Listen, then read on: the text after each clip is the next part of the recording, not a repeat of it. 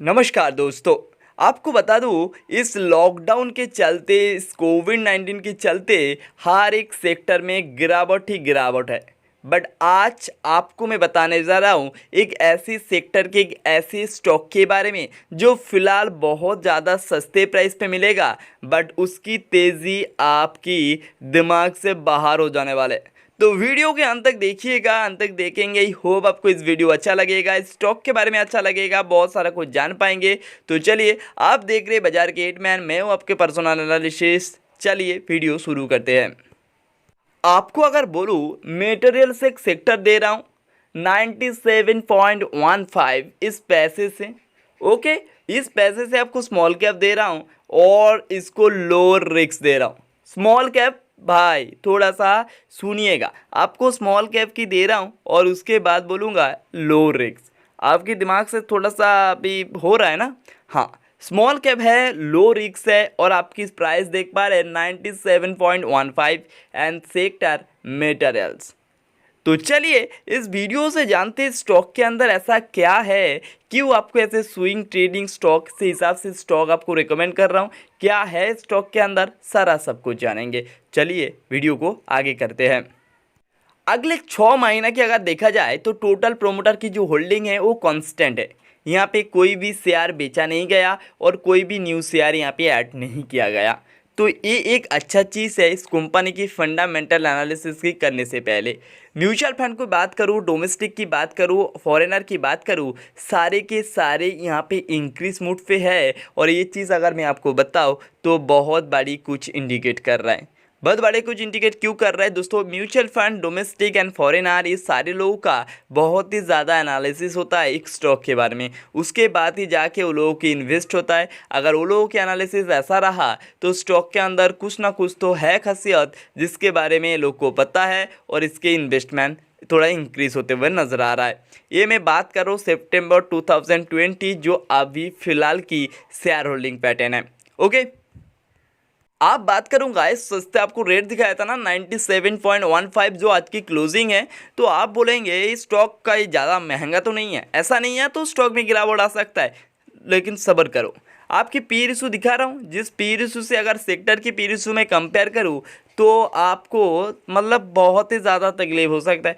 क्योंकि स्टॉक की प्राइस और अभी सेक्टर की पी रिशू के अगर कंपेयर किया जाए तो आपको आधे प्राइस के बीच आपको मतलब कम मिल रहा है, आधे प्राइस से भी कम। मतलब 11 आपको आप ईयर से होने से आपको आधे हो सकते थे, बट आधे से भी कम, मतलब बहुत ही ज़्यादा सस्ते पे है।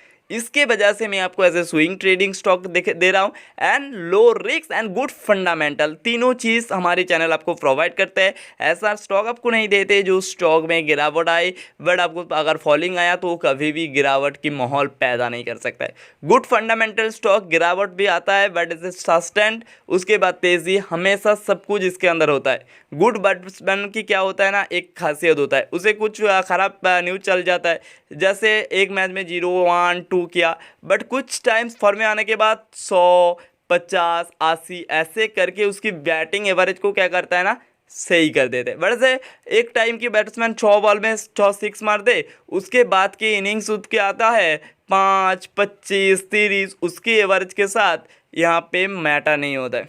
समझ में आ गया ना? तो इसी तरीके का स्टॉक आपको रिकमेंड कर रहा हूँ, इसके वजह से इस वीडियो को अंत तक देखना है, बहुत सारा कुछ जानने वाले हैं। ओके, डिविडेंड यील्ड के बारे में बात करूँ तो यहाँ पे 1% के आसपास डिविडेंड देते हैं, जो अच्छा खासा नहीं तो है, बट डिविडेंड पे नाम तो कुछ तो देता है ना। और यहाँ पे सेक्टर थोड़ा सा इसके ज़्यादा देता है, बट अब इसे अवॉइड करिए। डिविडेंड यील्ड कुछ भी काम की नहीं है। अब आपको मैं बता दिया हूँ, डिविडेंड फिर वही काम पे आता है, कुछ इसके अगर कुछ न्यूज आ जाए तो इसमें एक फ्लोली तेज़ी आ जाता है, जिस तेज़ी के अंदर हमें प्रॉफिट हो सकता है। तो इसके बाद से डिविडेंड यील्ड के बारे में बात कर देता हूँ, बट ऐसा नहीं देता है या कम देता है उसे हमें कोई फ़र्क नहीं बनता।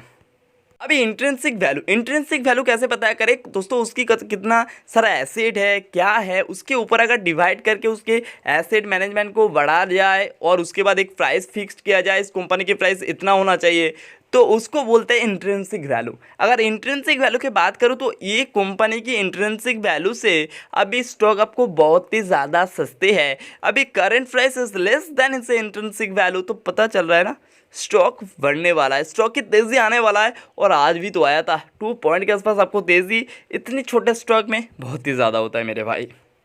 आप बात कर ले तो एफडी रिटर्न्स के साथ इसके रिटर्न्स, तो दोनों के अगर कंपेयर करूँ तो ये बैंक एफडी से आपको ज़्यादा रिटर्न दे के आए हैं। देखिए देगा कि नहीं कंफर्म नॉट कंफर्म, बट ऐसे दे के आया है, एक खुशखबरी है और दिल की सुकून देने वाली बात होता है। ओके इसके हाई डिफ़ॉल्ट प्रोबेबिलिटी जो है भाई नो है, मतलब यहाँ पे दिखा रहा है हाई डिफ़ॉल्ट प्रोबेबिलिटी, मतलब थोड़ा सा बनते हुए नज़र आ सकता है, बट ऐसा मैं बोल रहा हूँ हाई डिफ़ॉल्ट प्रोबेबिलिटी से नॉट, और ये आपको लो रिस्क है और कुछ आपको ज़्यादा कुछ जानने की ज़रूरत बिल्कुल है नहीं है। ओके अब बता दूं इस स्टॉक की नाम है रेन इंडस्ट्री लिमिटेड और इस सीमेंट सेक्टर से जुड़ा हुआ है, सीमेंट सेक्टर से जुड़ा हुआ है। और इस सेक्टर आपको बता दे दोस्तों कोविड-19 के चलते भी इसकी Q2 की जो रिजल्ट आ रहा है वो धांसू आ रहा है, मतलब आप समझ पा रहे हैं धसू आ रहा है। और इस सेगमेंट में आपको तेज़ी आते हुए नज़र आ रहा है, नज़र आएगा। बहुत सारे एनालिसिस की मानना है अगर ऐसा हुआ तो आपको रेन इंडस्ट्री के लिमिटेड 97 में जो प्राइस दिखाई दे रहा है ये आपको स्विंग ट्रेडिंग हिसाब से भी 115 या 20 तक की टारगेट रखना चाहिए।